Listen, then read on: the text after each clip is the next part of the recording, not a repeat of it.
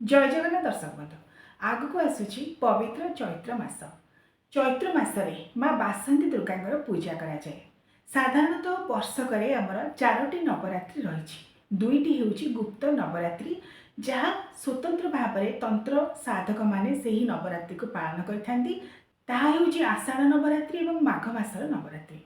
तेबे जो दुईटी नवरात्रि को साधारणतः भक्त विशेष बहुल भाव में पालन कर आश्विन नवरात्रि बा शारदीय नवरात्रि एवं चैत्र मासर नवरात्रि बा बासंती नवरात्रि बा चैत्र नवरात्रि बोली आमे ताहाकु कहिथा। चैत्र शुक्ल प्रतिपदारु चैत्र शुक्ल नवमी पर्यंत 9 दिन व्यापी माँ बासंती दुर्गांकर बासंती नवरात्रि बा चैत्र नवरात्रि पालन करा जाए।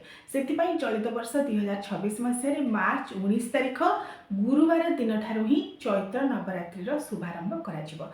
एही दिन साधारणतः 3टी तिथि रहुची। चलित वर्ष प्रतिपदा रहुची, ता सहित अमावास्यार तिथि संयुक्त रहुची एवं द्वितीय तिथि मध्य संयुक्त रहुची।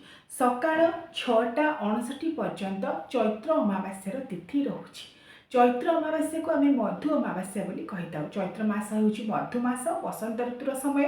यही समय मधु गणेशंकर पूजा करा जाए एवं चैत्र मास जेहेतु मधु मास बसंत ऋतुर समय से माँ बासंती दुर्गांकर यह समय पूजा करा जाए। तेबे मार्च 19 तारिख गुरुवार दिन सकाळ 6:59 पर्यंत चैत्र अमावास्यार तिथि रहुची। तापर प्रतिपदार तिथि आरंभ होउची एवं रात्र 2:28 पर द्वितीय तिथि आरंभ होउची।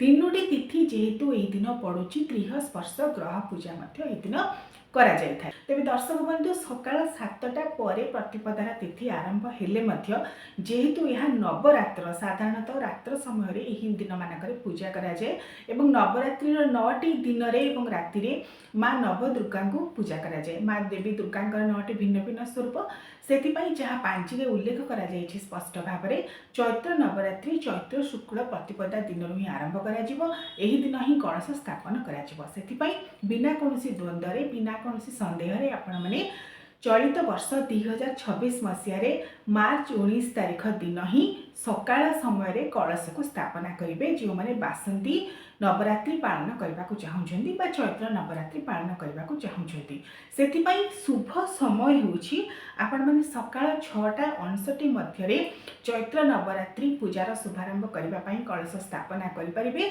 नचे दिन 10:10 रु 12:34 मध्य कलश को स्थापना करें। यही दुईटी समय रोची महेंद्र बेला।